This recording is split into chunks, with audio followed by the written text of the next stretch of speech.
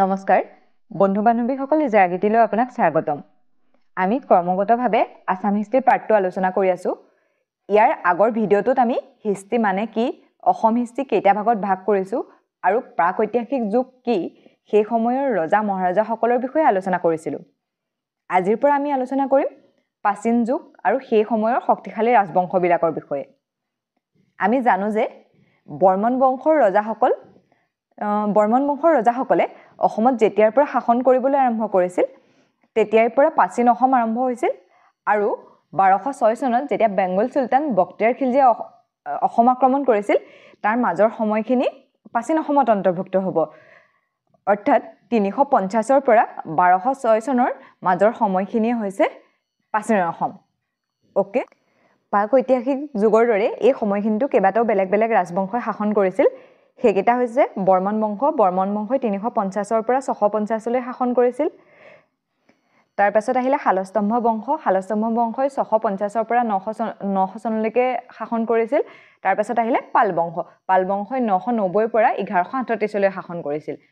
কিন্তু আমি পাইছো যে প্ৰাচীন অসমৰ 1206 চনলৈকে হয় ইয়াত কিন্তু 1138 লৈকেহে পাল বংশই শাসন কৰিছিল পাল বংশৰ পাছত কি হয় মানে সৰুকে ভাগ হৈ গৈছিল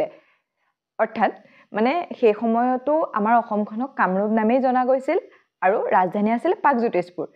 যেতিয়া পাল বংশৰ শাসন শেষ হৈছিল তাৰ পাছত মানে হেতু এটা গুটত হৈ থকা নাছিল মানে গোটেই অসমখনক এটা ৰাজবংশই শাসন কৰা নাছিল পাল বংশৰ পাছত কিছুমান মানে সৰু বংশ মানে কামৰূপত শাসন কৰিছিল সেইবিলাকো আমি ইয়াত অন্তৰ্ভুক্ত কৰিম আৰু যেতিয়া 1206 চনত বখতিয়াৰ খিলজীয়ে অসম আক্ৰমণ কৰিলে তেতিয়ালৈকে আমাৰ প্ৰাচীন অসমত অন্তৰ্ভুক্ত হ'ব অৱশ্যে ইমান ডাঙৰ এটা সময় আমি একেটা ভিডিঅতে সামৰি লোৱাটো সম্ভৱ নহব সেয়ে মই এটা ৰাজবংশ বা অলপ যিমানখিনি এটা ভিডিঅত মই কভাৰ কৰিব পাৰো সিমানখিনিকৈ মই আপোনালোকৰ মাজলৈ আগবঢ়াই দিম আজি বৰ্মন বংশৰ বিষয়ে আলোচনা কৰিম সেই সময়ৰ এটা অন্যতম বংশ হৈছে বৰ্মন বংশৰ ৰজাসকলে 350 ৰ পৰা 650 লৈ শাসন কৰিছিল মানে তেওঁলোকে 300 বছৰ পুৰা সম্পূৰ্ণ 300 বছৰ শাসন কৰিছিল তেওঁলোকৰ 13 জন ৰজাই শাসন কৰিছিল চতুৰ্থ শতিকাৰ সমুদ্ৰগুপ্ত এলাহাবাদ পিলাৰত কামৰূপৰ বিষয়ে উল্লেখ পোৱাৰ পিছতে অসমৰ ইতিহাসৰ প্ৰাচীন যুগ আৰম্ভ হয় সমুদ্ৰগুপ্ত মানে তেওঁ মগধৰ ৰজা আছিল সেই মগধৰ আমি সেইখিনি ইণ্ডিয়ান হিষ্ট্ৰীত মানে ডিটেইলছত আলোচনা কৰিম এতিয়া মোটামুটি মই কৈ দিছো যে সমুদ্ৰগুপ্ত মানে মগধৰ ৰজা আছিল আমাৰ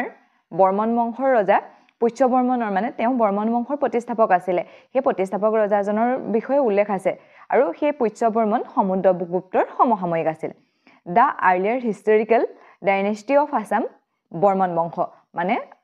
অসমৰ প্ৰাচীনতম ঐতিহাসিক বংশ হৈছে বৰ্মন বংশ আমি যে আগত পাই আহিছিলো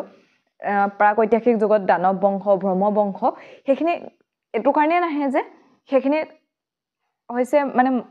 তাৰ কোনো লিখিত তথ্য নাছিল সেইখিনি মাইথোলজি আছিল ন সেইকাৰণে হেতু আৰ্লিয়াছ নহয় এইখিনিৰ পৰা যেতিয়া বৰ্মন বংশৰ শাসন কৰিছিল বৰ্মন বংশ যেতিয়াৰ পৰা আৰম্ভ হৈছিল তেতিয়াৰ পৰা অসমত মানে হিষ্টৰিকেল ঐতিহাসিক শাসন আৰম্ভ হয় এতিয়া বৰ্মন বংশৰ ৰজাসকল বৰ্মন বংশৰ সেই সময়ত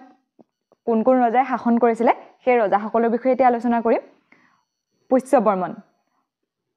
বৰ্মন বংশৰ এজন অন্যতম ৰজা হৈছে পুষ্য বৰ্মন তেওঁ বৰ্মন বংশৰ প্ৰতিষ্ঠাপক আছিল মানে ফাৰ্ষ্ট ঐতিহাসিক ৰজা কোনো হেতু প্ৰশ্ন সুধিব পাৰে ফাৰ্ষ্ট ঐতিহাসিক ৰজা আছিল পুষ্য বৰ্মন তেওঁ গুপ্ত বংশৰ ৰজা সমুদ্ৰগুপ্তৰ সমসাময়িক আছিল এইকেইটা কিন্তু বহুত ইম্পৰ্টেন্ট হয় দেই সমুদ্ৰগুপ্তৰ এটো আহে পুষ্য বৰ্মন কাৰ সমসাময়িক আছিল সমুদ্ৰগুপ্ত তেওঁ মগধৰ ৰজা আছিল তেওঁ মহাধেৰাজ উপাধি গ্ৰহণ কৰিছিল তেওঁ first ruler of ancient Assam বুলি কোৱা হয় একদম গোটেই কেইটা ইম্পৰ্টেন্ট তাৰ পাছত আহিলে সমুদ্ৰ বৰ্মন তেওঁ চন্দ্ৰগুপ্ত দ্বিতীয় আৰু কালিদাসৰ সমসাময়িক আছিল তাৰ পাছত আহিলে বল বৰ্মন অষ্টমেধ যজ্ঞৰ সময়ত এওঁক সমুদ্ৰগুপ্তই পৰাজিত কৰিছিল বল বৰ্মনৰ জীয়ৰী আছিল অমিত প্ৰভা তেওঁক বিয়া পাতিছিল কাশ্মীৰ ৰজা মেঘবাহনে এই বিষয়ে উল্লেখ আছে কলহননৰ ৰাষ্ট্ৰৰংগিনী একদম এটো বহুত ইম্পৰ্টেন্ট দে এটো আহি থকা দেখা গৈছে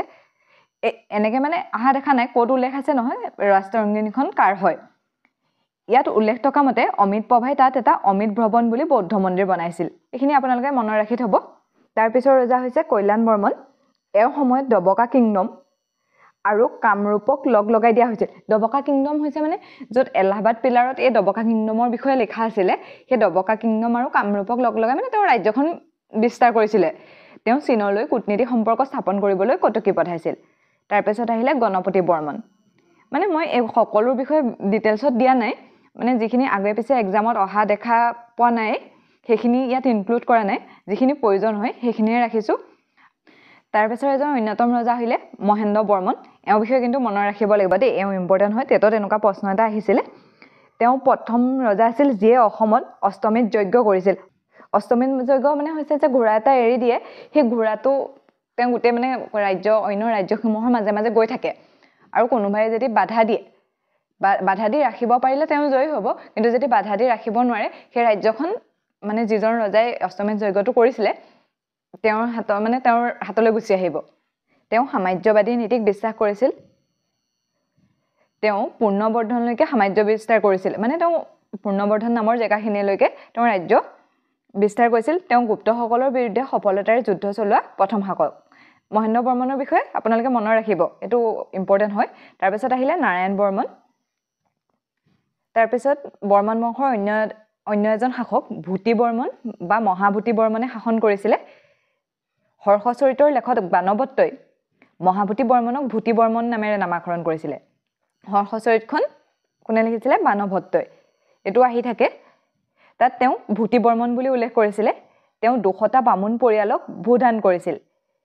তেওঁ পূৰ্ণবৰ্ধনক কেন্দ্ৰ কৰি ৰাজ্য বিস্তাৰ কৰিছিল তেওঁ অষ্টমেধ যজ্ঞ কৰিছিল তেওঁৰ বিষয়ে নিধানপুৰ আৰু দুবি শিলালিপিত উল্লেখ আছে এতিয়া আমি নিধানপুৰ আৰু দুবি শিলালিপি এইবোৰৰ বিষয়ে আলোচনা কৰিম এইবিলাক বহুত ইম্পৰ্টেণ্ট হয় দেই এইখিনি মই তলত গোটেইখিনিৰ বিষয়ে উল্লেখ কৰিছোঁ এতিয়া মই আপোনালোকক যিমানখিনি মোটামুটিকৈ পাৰোঁ ৰজাসকলৰ নাম বা তেওঁলোকৰ কোন কোন আছিল সেই বিষয়ে অলপ জনাই গৈছোঁ এইখিনি আমি মানে যোনখিনি শিলালিপি তাম্ৰলিপি যি আছিলে বৰ্মন বংশৰ লগত ৰিলেটেড তেওঁলোকৰ ভাষা কি আছিলে সকলোবিলাক আলোচনা কৰিম তাৰপিছত ৰজা হৈছে চন্দ্ৰমুখ বৰ্মন তাৰপিছত স্থিতি বৰ্মন এওঁ অষ্টমেধ যজ্ঞ কৰিছিল নামকেইটা চাব দেই একদম কিমান ভাল লাগে সুস্থিত বৰ্মন তেওঁ চিৰিমিগাংক বুলিও কোৱা হয় তেওঁ অন্য এটা নাম চিৰিমিগাংক এইটো চাই থব চিৰিমিগাংক বুলি কাক জনা যায় সুস্থিত বৰ্মন তেওঁ ভাস্কৰ বৰ্মনৰ পিতৃ আছিল ভাস্কৰ বৰ্মনৰ নাম চাগে আমি সকলোৱে শুনিছোঁ তেওঁ বহুত শক্তিশালী বা সেই সময়ৰ বৰ্মন বংশৰ আটাইতকৈ শ্ৰেষ্ঠ ৰজা আছিল আমি ভাস্কৰ বৰ্মনৰ বিষয়ে আলোচনা কৰিম ইয়াতে আছে কিন্তু একেটা ভিডিঅ'তে গোটেইখিনি মানে আলোচনা কৰিব পৰা নাযাব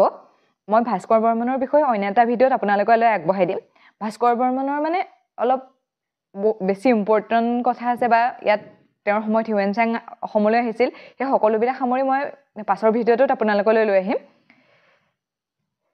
সেই সময়ত শশাংক আৰু মহাসেন গুপ্তাই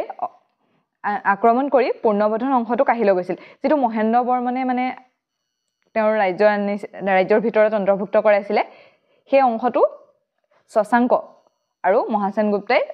মানে সুস্থিত বৰ্মনৰ লগত যুদ্ধ কৰি সেই অংশটো লৈ গৈছিলে মানে সেইটো কামৰূপৰ অংশ হৈ থকা নাছিলে তাৰপিছত আহিলে সুপ্ৰতিষ্ঠিত বৰ্মন তেওঁ এটা ডাঙৰ হাতীৰ সৈন্য বাহিনী আছিল তাৰপিছত আহিব বৰ্মন বংশৰ আটাইতকৈ শক্তিশালী বা সামৰ্থ্যৱান ৰজাজন ভাস্কৰ বৰ্মন তেওঁ অবিবাহিত আছিল সেয়েহে তেওঁৰ মৃত্যুৰ পাছতেই বৰ্মন বংশৰ শেষ হয়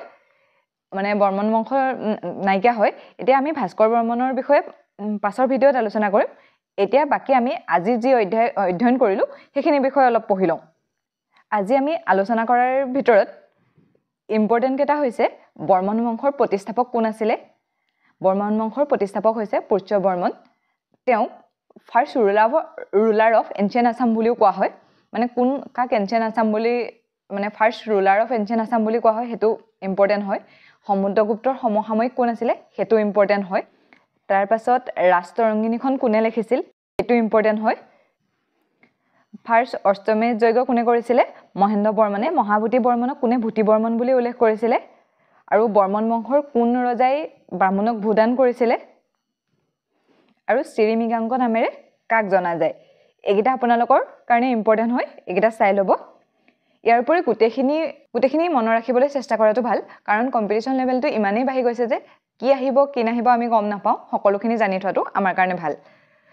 ঠিক আছে আজিলৈ ইমানতে এৰিছোঁ অন্য এটা ভিডিঅ'ত বৰ্মন বংশৰে ভাস্কৰ বৰ্মনৰ বিষয়ে লৈ আপোনালোকৰ মাজলৈ আহিম তেতিয়ালৈকে থেংক ইউ